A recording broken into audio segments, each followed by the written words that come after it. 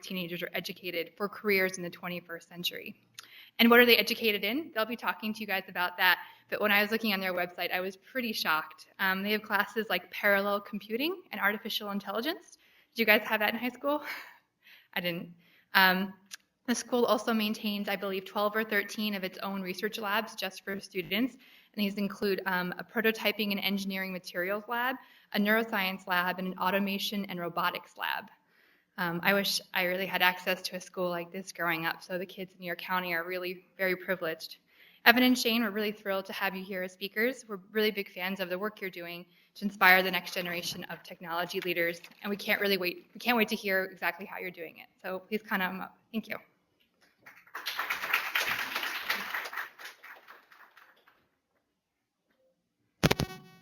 Thanks, Avetta. It's a pleasure to be here today at Google. Take the day away from school and get a lunch that tastes a little bit better than what we have in our cafeteria. I want to start us off by asking you a question. So that's a picture from a school from about 100 years ago, and yet many schools still have that structure of a classroom today. But if you could recreate your high school learning environment, what would it look like?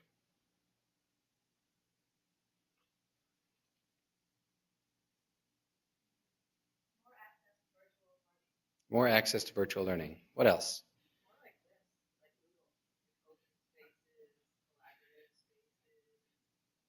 Collaborative spaces. Food. What else? More creative environment. Emphasizing problem solving. Good. Lab space. Yeah, smaller class sizes. A computer on every desk.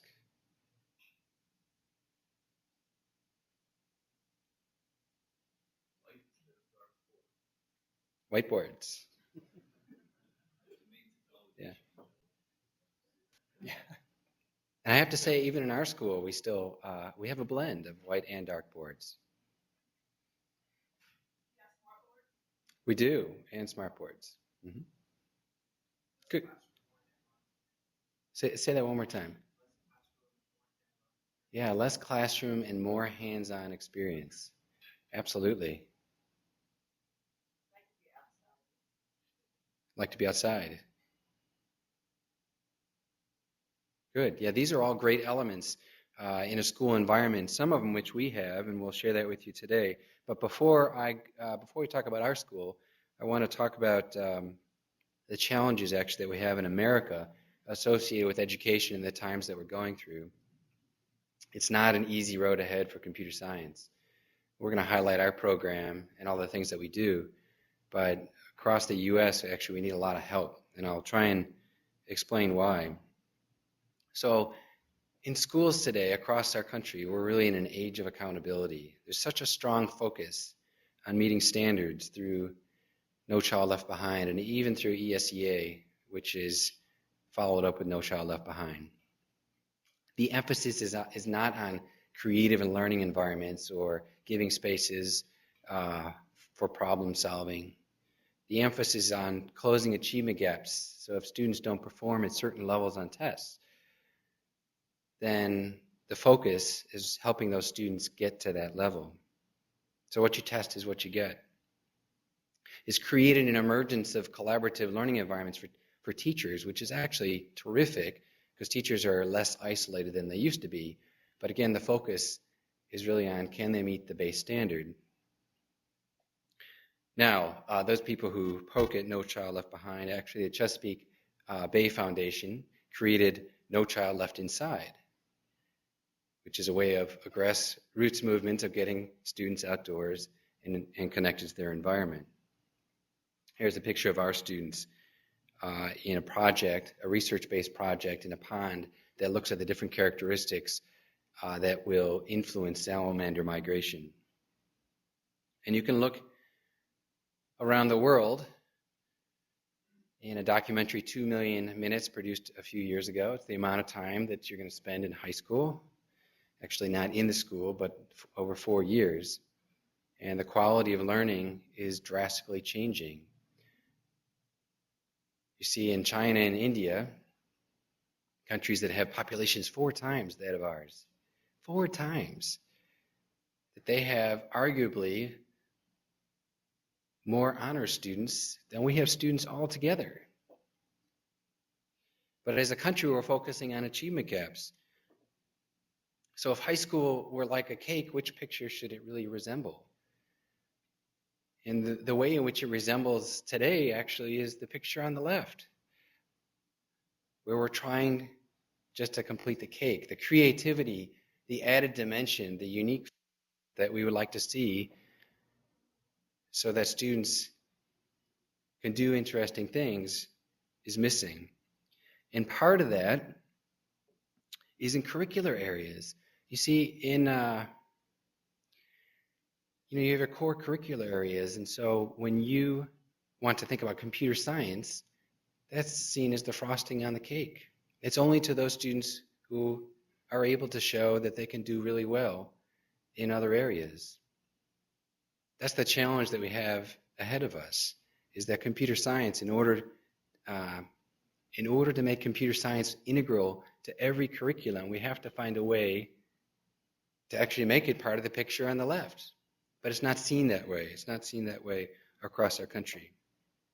Newsweek published an article this summer, The Creativity Crisis.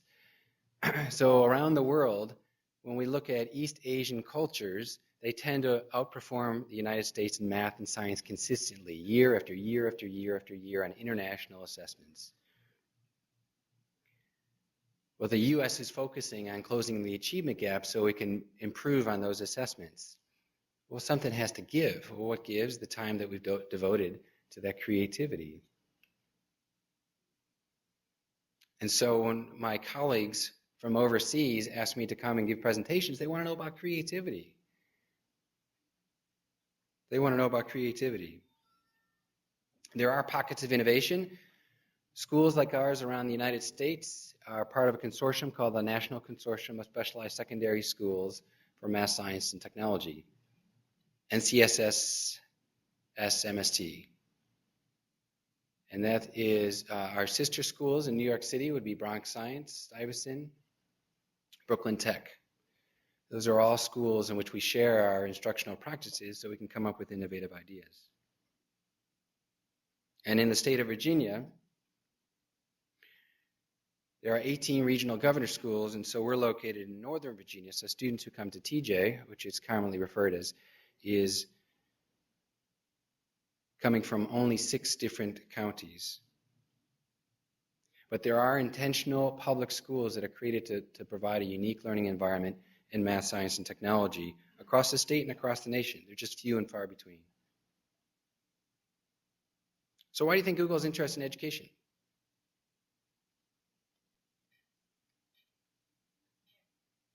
Go for it. Because Google's going to be getting these students in 4 or 5 years? Yeah, Google's going to get the students in 4 to 5 years. Excellent. So we're trying to prepare students who could be productive at Google. What else? Mm-hmm. Scientists to create competition to push us further. So even if they're not Googlers, they're going to be people who make us be more innovative. Great. Yeah, we need innovative people. So regardless if they come and work at Google, we need to create that environment of creativity and competition so that students can be doing really interesting things. And that's what you want. You want people to be doing interesting things. So as a quick overview of our talk, I'm going to talk about program design at our school as the principal. Shane here is the mastermind behind computer science, and we'll go into the details about programming and the learning that occurs in computer science within our curriculum. And then we'll finish off talking about partnerships that we have with external corporations that really enhance the robustness of our school.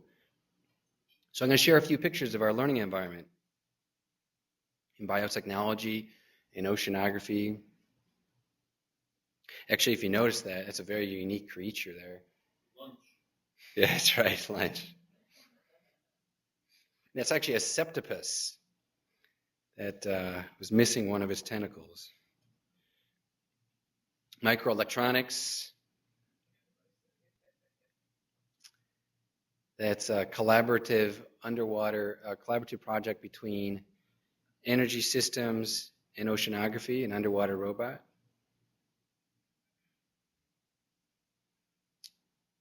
Autonomous Torbert and a solar vehicle. A wheelchair operated by memory. So these pictures are describing exactly what you had mentioned. An open environment in which students are doing interesting projects. Recycling zinc. And beyond our work in science and technology, it's also our responsibility to work with younger students in inspiring their interest in those fields. And then also thinking about the environment. Our students have a platform at our school that if they want to do something socially responsible, such as get solar panels for our school, they have an avenue. We dedicate 1/8 of our day to our students to pursue a particular passion. It's non-graded academic period. So a group of students, environmentally conscious, created a solar panel initiative. And through that initiative, they decided to write grants. They decided to contact local corporations who could provide seed money or have a fundraiser that ultimately enabled our school to receive solar panels, a solar array on our roof. Now, we're a public school, so we actually don't have that much money. We have to rely on partnerships with our community. We have to rely on partnerships with our community to do really interesting stuff. And so those solar panels are now part of our energy systems research program. We create a one question which our students generate that would connect what's going on in the world to our mission of science and technology. So these are examples of student questions in which they had posed, and then ultimately they vote on one that they would like to pursue as a school. So all these pictures are to emphasize our key values in schools, our key values and skills in our curriculum. Critical inquiry and research. All students are engaged in research. Problem solving, unique problems. Curriculum is not designed in a way in which students need to learn new knowledge, understanding, and skills that is explicitly defined. That happens to a certain level. That's the cake portion. But when we start talking about the frosting, our students are contributors to new knowledge, new understanding, and new skills that we have not revealed previously. Intellectual curiosity, giving them the space and time to pursue a particular passion and showing that has a strong interest in humanity through their social responsibility. So here are the basic principles behind our program design in our school. Broad picture.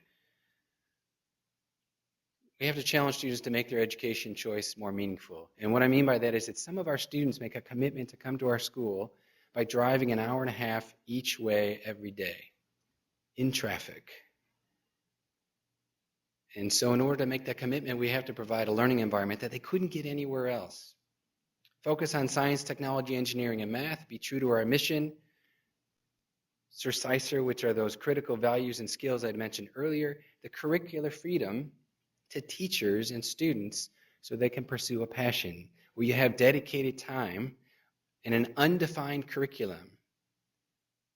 That's the challenge in today's education, is that there's a defined curriculum and we want students to pass the tests. But if you actually make a part of your curriculum undefined so that students are generating those new ideas, it becomes very robust and creative, probably very similar to what you experienced at Google. That's right, in your 20% time. So you have the opportunity to be generative, and that we share that value with our students and with our teachers as well. So if you have, let's say you're talking about 11th grade English. 11th grade English, regardless of the teacher, you would expect about 85% of the curriculum to be the same. That extra 15% is geared towards unique partnerships, project activities, based on their experience and who they get to know. So they have the opportunity to continually innovate.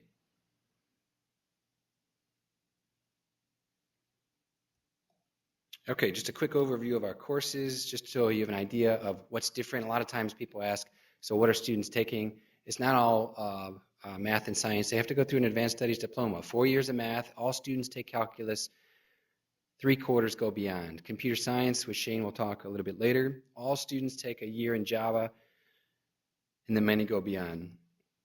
4 years of English, social studies, 3 years of language, 7 different languages, 2 years of PE, a year of fine arts, and then science, 7 science and technology credits, 4 lab sciences on the left.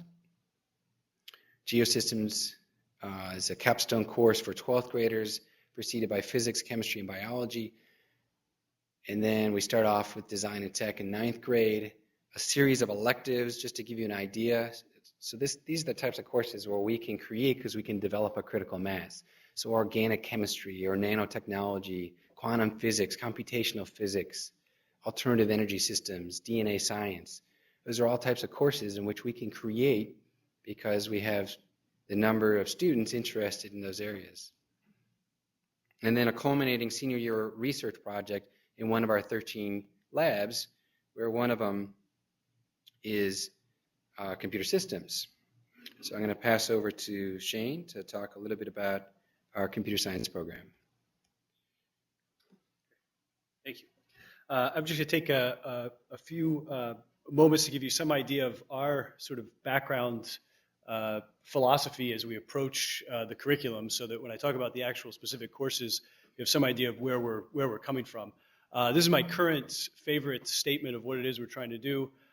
This is from Garry Kasparov. It was actually on C-SPAN a little over 3 years ago. Somebody asked him, why are there so many great chess grandmasters that came out of the Soviet Union? And this was part of his answer. And so what we're trying to do at TJ, and specifically in computer science, and specifically within that, in the computer systems lab, is we're trying to identify a particular talent for computing in the students. They often don't know that they're good at this. So how do we figure out who's really got a knack for CS? And once we've done that, once we've identified that group of students, what do we then do while they're still in high school to prepare them? So everybody has bias. The bias of mine is probably most relevant when I'm talking about the courses, and this is probably preaching to the choir here at Google, is that I feel very strongly that the students, particularly in high school when they're starting out, should be writing their own code. This used to be sort of an obvious statement in high school CS education. It's murky to me now as to, if you talk to 100 people involved in CS education in high school, how many would say this is a really important thing? But to me, this is sort of what really grabs, when you're 15 or 16, what really grabs you and pulls you into the field is the fact that this is how you get your hands dirty in computing. You're actually writing code yourself. And so we've emphasized that in all the courses I'm going to describe. It's not the case where a student is simply learning about a particular area of CS or using some other pre-built system or something like that. Wherever we can, we want students to be able to write things from scratch. And so personally, this is the big influences on me are the systems lab itself. I mean, it was there for 15 years before I ever walked into it. And so, it's clearly, when you walk in the room, it's one of these places where you can tell, wow, there's a lot of really smart, intense, energized people that are interested in this. And so what I did just as a teacher was to listen to them, right? I mean, if you have really good students, the fact that they're 16, 17 years old, they've got great ideas. Try to figure out who really knows what's going on and pay attention. And also, I'm actually not at TJ this year. I'm on a sabbatical at George Mason's Computational Fluid Dynamics Center, doing explosions and stuff. But they have the same mindset there. It's a similar type place where possible you want to be able to do things yourself so that you actually really know what's going on. And for me, the two bullets at the top here in terms of active learning and the sort of creativity you can get out of something when you're really engaged in it, to me, that's what produces at the end of the day really powerful students, right? I mean, leaving high school, really powerful students to go off to a undergraduate program. And then I thought I should say something just about why would you even have courses at all, right? I mean, you have a school, so even if the school looked like this school, it was only the facade and there was nothing behind it. You had no classrooms at all. You could still have speakers and internships, and students could still read things and all this other stuff. So why do you even want courses at all? What is it we're trying to do when we design a curriculum? And for me, and I mean this in a really positive way, courses are artificial. Right? I mean, I try really hard to make up a sequence of problems that I think for a diverse group of students, in terms of ability, will be able to hit them all in a way where everybody progresses. This is not, it's not simple, but I found that if you do it well, you can tell that you did it well, and what the students can do then is enhanced. Right? So these are the courses, sort of broad view. We mentioned that all the students take at least one course. That's this introductory course. I'm giving rough enrollment numbers here, so you have a sense each year how many students we have passing through these courses. For the introductory course, we offer a self-selected option of an accelerated version. This is for the people who, when they came in, even if they didn't have to take the course, they knew they were going to be into this. Right? So we get a lot of people, even when they're 13, obviously, who know they're interested in computer science already. So we have an accelerated version. We also have a very large number of students who come in during the summer and take the introductory course. The AP computer science course, which for us is mostly 10th graders, that's undergone tremendous change in the last 15 years, in particular the last 2 or 3 years. For us, the change has been not as large because we have a big program. And then after the AP course, the AI course, the parallel course, and the senior research, all of those courses are offered in the computer systems lab. So the first course is taught in Java, mostly Windows labs. It's taught in Java basically because the AP exam is administered in Java. We do an objects first approach. We start with Carol the Robot, which came out of Carnegie Mellon, and the recent version came out of Pace University here in Manhattan. We actually have now a homegrown version that some students wrote a few years ago in the summer. But our goal is to get, starting with students who we assume they don't know anything.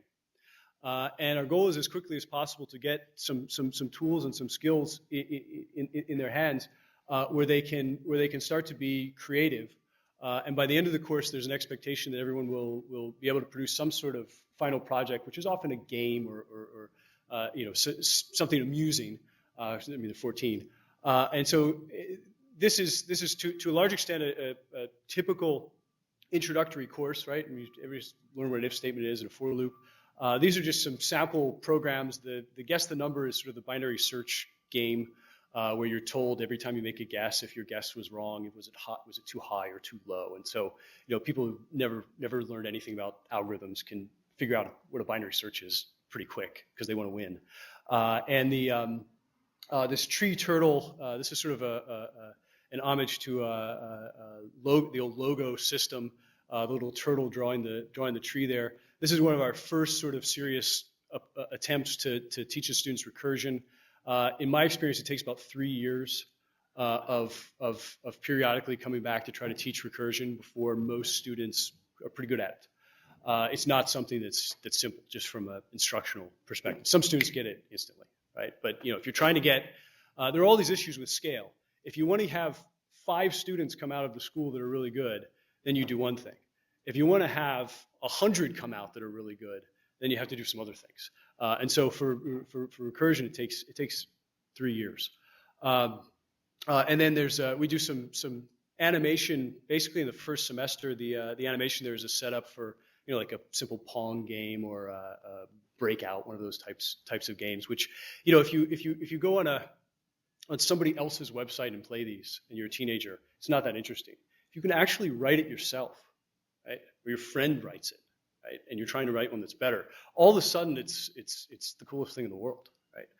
Because you can actually do it, right? The AP course, this is also obviously taught in Java.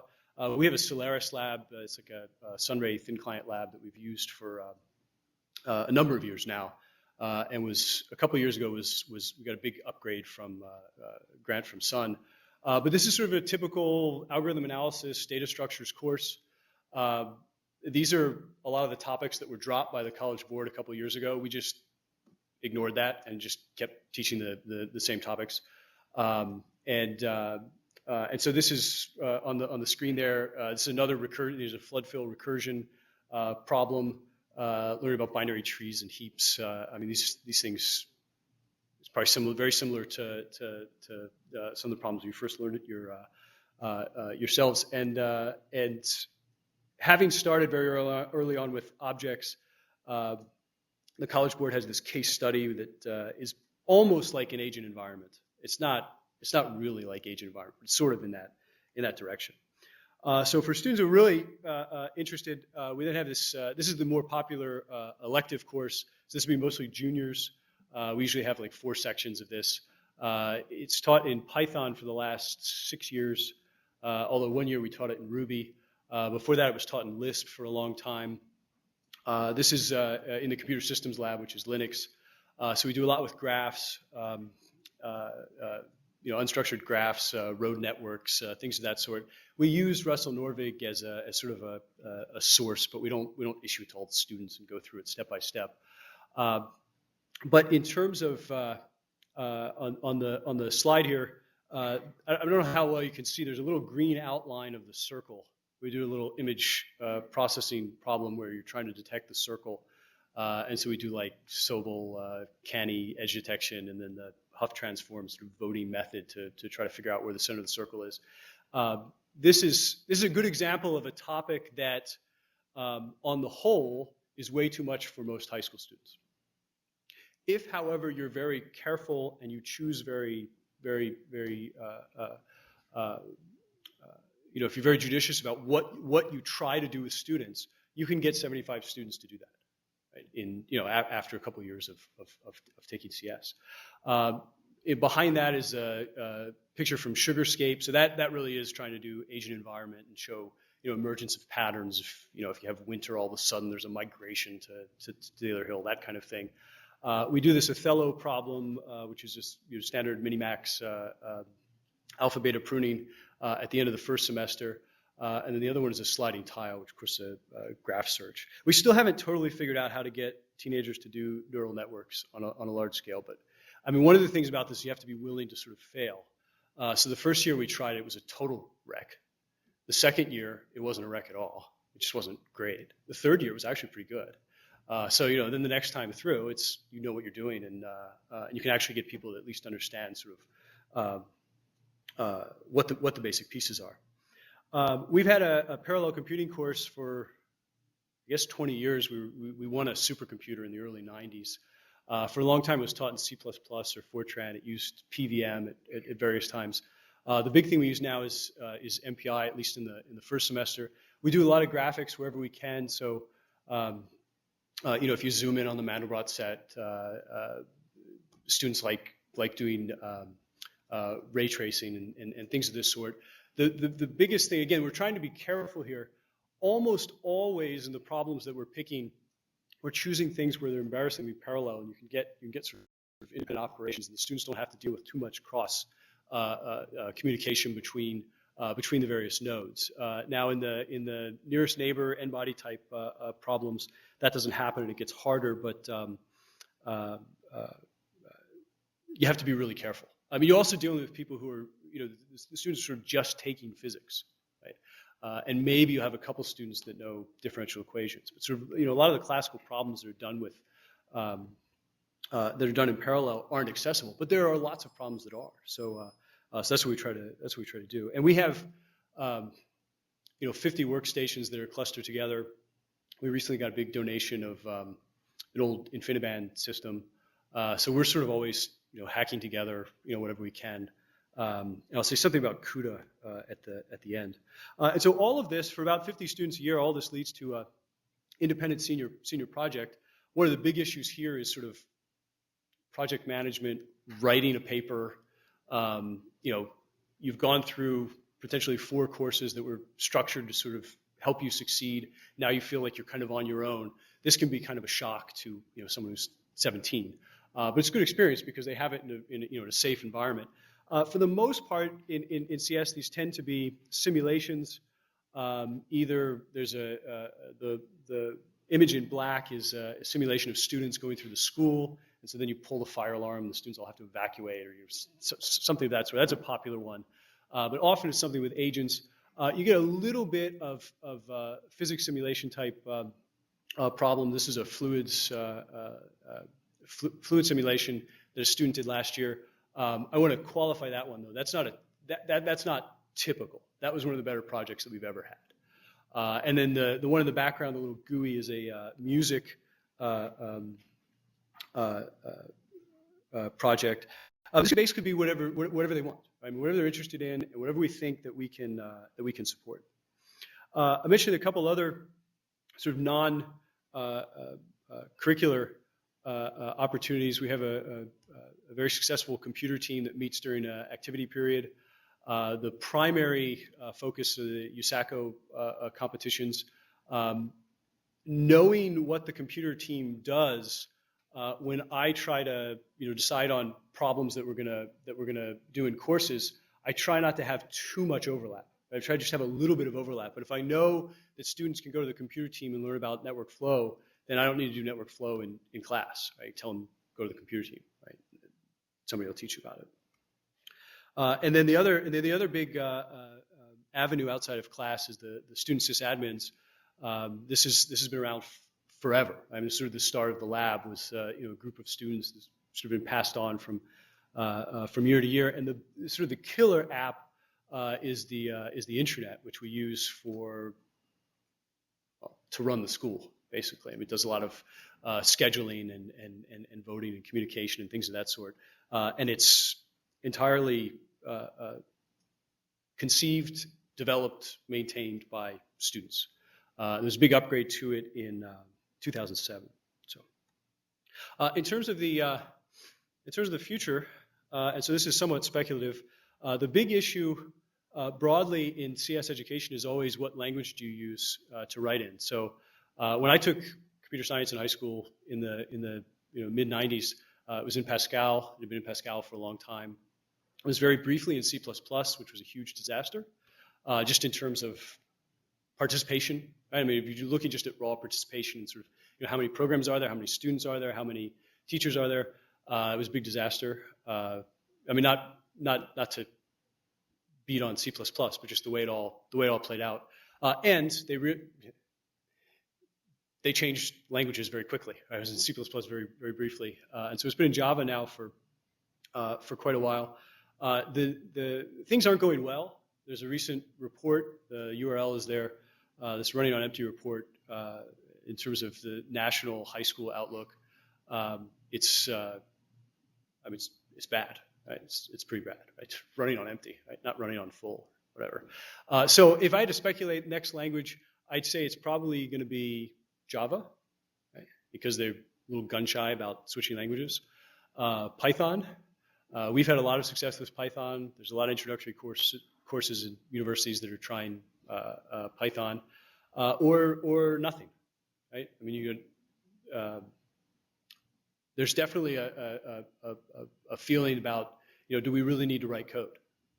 And so I argue heavily that the answer is yes. And if it's not going well, you need to figure out how to make it better. But I think it's definitely a possibility that CS in high school could stop involving writing code on a large scale. Not at Jefferson. But in terms of big things to figure out how to deal with, we've been doing a lot with parallel programming. 2 different levels where we're trying to deal with this. One is the big distributed system, the cloud, where we've worked some with Google Reston on this. The other is sort of the fine-grained OpenMP, NVIDIA CUDA type approach. And at that point, we also there's a system, University of Maryland, called XMT, that tries to get at sort of algorithms, right? What does the algorithm look like at a very fine level? not, what's this big problem and I'll just break it up into pieces and send it out on the cloud, or, I want to run 10,000 different designs to figure out what's the best, and I'd send each one out on the cloud. Not that, but just to get one of these simulations or whatever to run, how do I get this loop to go faster? And so those are very different problems. And then in terms of data, the people, not the people I'm working with directly, but some of the people at George Mason are involved in this LSST project. That's it's going to create a huge amount of data. I don't know how much in high school that will show up. In the elective courses in the lab, we try to get problems to be of a sufficient size that if your algorithms aren't good, you can actually tell. But I don't know. It could just be too big. Let me give two possibilities for as far as where else. Where does computing go in high school? If CS is doing poorly itself, I'll give you two examples. At TJ, we have a math class, numerical analysis, for the past 5 years. It's actually run, I don't know, maybe 4 times. Doesn't always run every year, but it uses MATLAB, and depending on the instructor, it's either like MATLAB where you write a lot of code, or MATLAB where you don't write as much code. You kind of go either way. And we've had a computational physics course for many years, which was taught by a physics teacher who writes code, and that most recently has been in Mathematica, where again, depending on, it sort of depends on the instructor. These are systems where maybe you're really writing a lot of code, maybe not, depending on how it's done. Another possibility, and again, these are all enrollment numbers, rough enrollment numbers. So this is not a lot of students, right? In terms of what's happening now. In terms of potential, we have lots of students taking math and science courses, and there are places where obviously you can imagine in math and science in high school with good students, where you can imagine doing something that's in the direction of computing. This is way easier said than done, because you have huge sort of teacher recruitment training issues. I mean, it's hard enough to keep teachers teaching CS, to then say to teachers teaching chemistry, you've got to have now all your students in your class write code.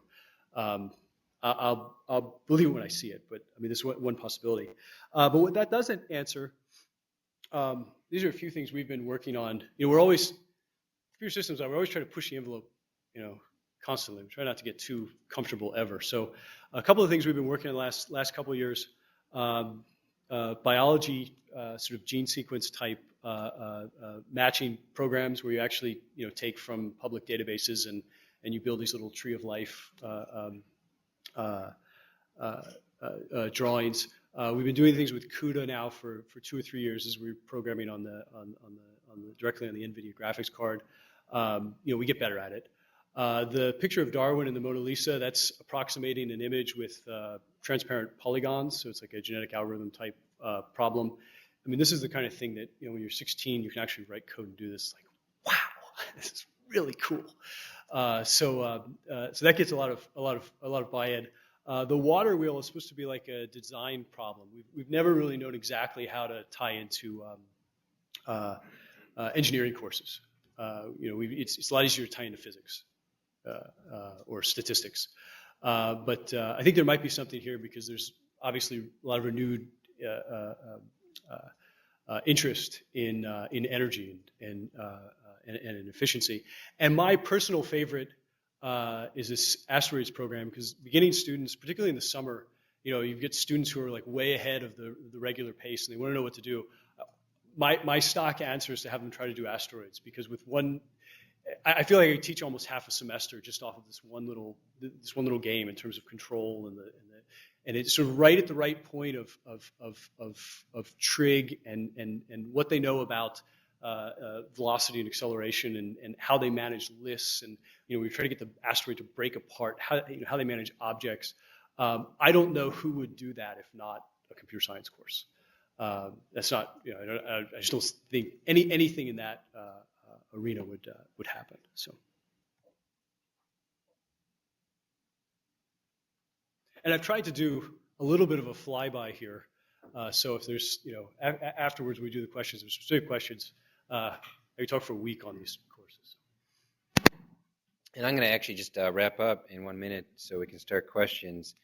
I did have a portion associated with partnering with schools. I just wanted to make a quick statement about it. All schools need help, and they need help in different ways. And what we've learned through a lot of our partnerships is, it's not just to go out and ask people for money. It's really involving people to give challenges to this school, to extend our curriculum in ways that we haven't thought about it before.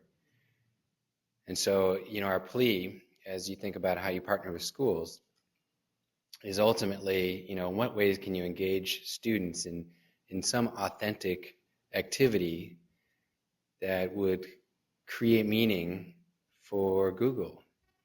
And you do some of that already.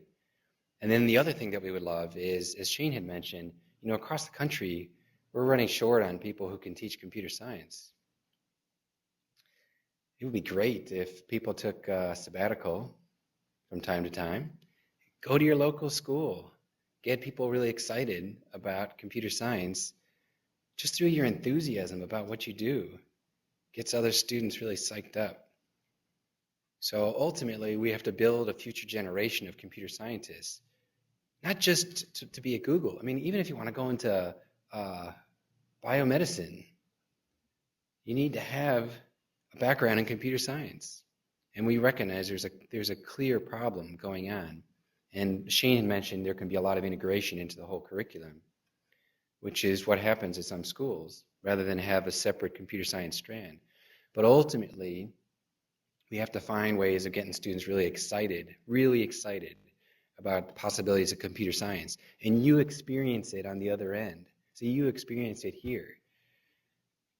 So, my big request is find a way to get into schools and share challenges of what you face and give students learning opportunities, kind of what we've shared with you. And spend as much time as you can, because you're the ones who will ultimately be the ones who inspire students to go into computer science. So I really appreciate what you do and the potential that you can serve as a role model. At this time, we'll go ahead and take some questions.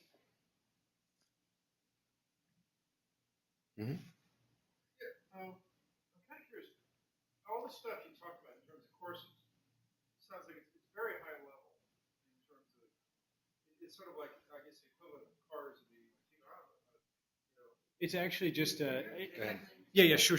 So the question, and tell me if this is fair. The question is, we're sort of approaching CS from the standpoint of you're writing code, you're at the software level, and not at the machine level in terms of how the computer is actually working.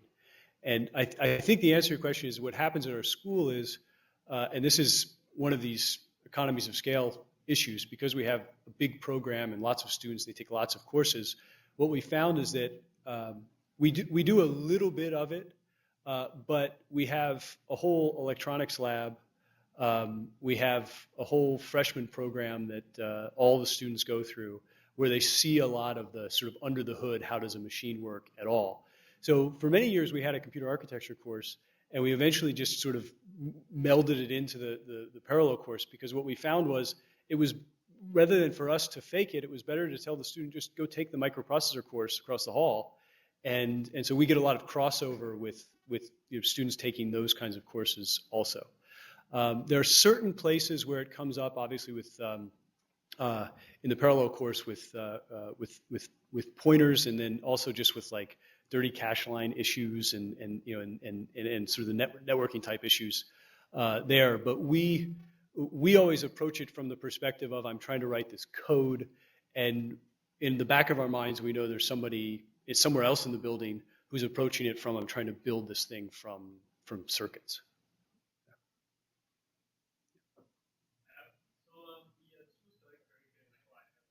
Right. Typically, the point where they would. Sorry.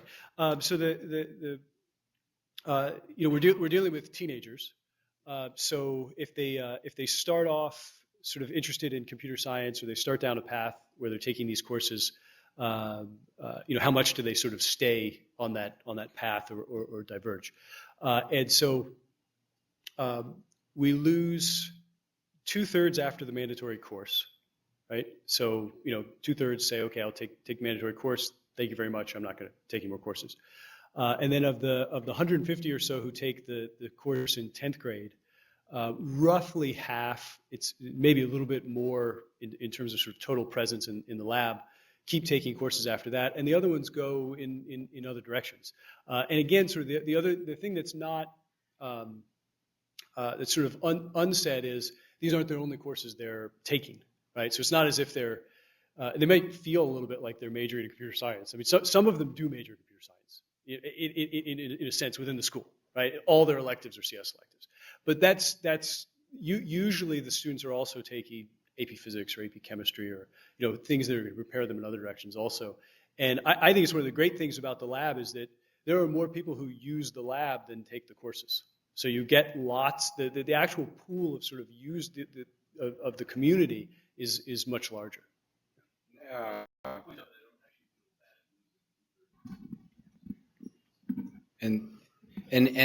want to add one element of that, which is actually a challenge on our level. We identify students who could be really talented in computer science, and so there's this internal competition of what areas of science and technology do they pursue, and there are unfortunately there are very social pressures internally among the students gravitate in certain areas and preconceived notions. It's very unfortunate that the proportion of females is very low. And, I'm sorry? It's, I mean, in the school, it's roughly 50-50. So the first year, obviously, it's roughly 50-50. In the lab, it's probably 20%, something like that, which frankly, I think is pretty good relative to a lot of other things I've seen, but clearly not representative of the actual talent distribution. So if it's 50-50 and there's only 20% in the lab, what are the women generally graduating? Life and biological sciences, biotech. And so, a struggle for us then is we see students females in particular, who have incredible potential in computer science and choose a different direction.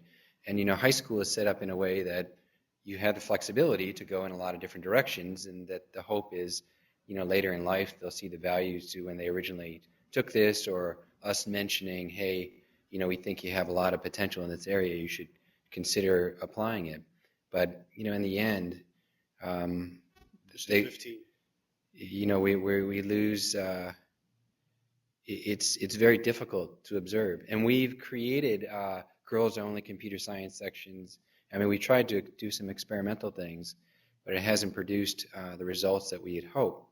But down the road, we hope to see in 10 years as alumni come back that they'll say, I'm really blending different aspects of my career where computer science is an important component of that.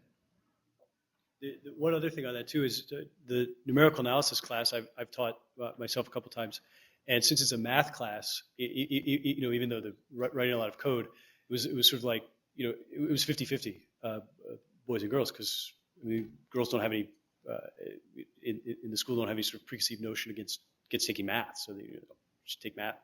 That was the course, and they were writing code there. We have time for one more question, and I guess we can take more questions offline. How about in the back? You had a slide earlier about creativity, and I might be the only person. So the question is about fine arts, and how do we handle, how do we integrate arts into our curriculum, and also at the national level, how do we deal with the challenge associated with cuts in arts? That's a big elephant in the room, and I have to admit, we have a hard time moving it. I'll explain what we do, and I'll explain the opportunities that people have, but I don't think we do a good enough job, and the challenges that lie ahead for fine arts and applied arts. So we have a fine arts curriculum, but in a school of 1,800 students, so we have one orchestra director, we have one band director who doesn't have a full load, one choral director who doesn't have a full load, and half an art teacher. Very limited, and actually it continues to decline. So independent of students wanting to pursue those courses, and the reason why that happens is twofold. One, I share with you the expectations of our diploma, which far exceed any other high school in our area, and as a result, something gets pushed out, and that's what often gets pushed out. And second, there's a weighting system that students are given additional credit. So as they think about their preparation for college, fine arts and applied arts aren't really given the special recognition that you would if you were taking a course in artificial intelligence. And so the students then get in a mindset of, rather than pursue a passion of theirs, they are pursuing what someone else would anticipate of acknowledging their next step into college.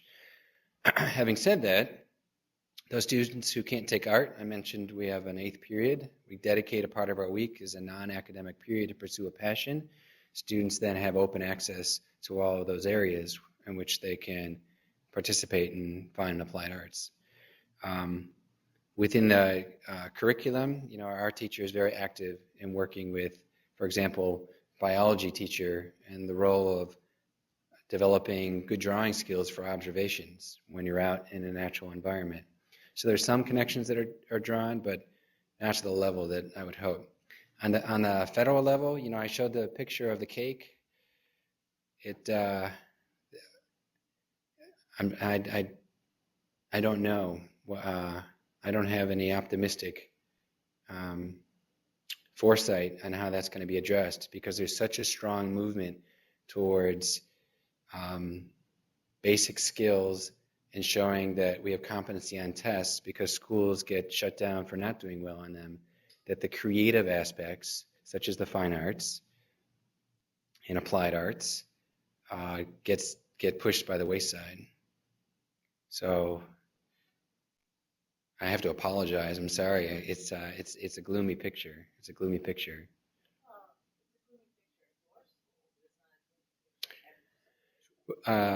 Yes, but we see that happening in all the schools around us too. Yeah. All right. Well, on behalf of Google, I really want to thank you guys. I think a lot of people in this audience are pretty wowed by what you guys are able to do with your students. So thank you guys very, very much.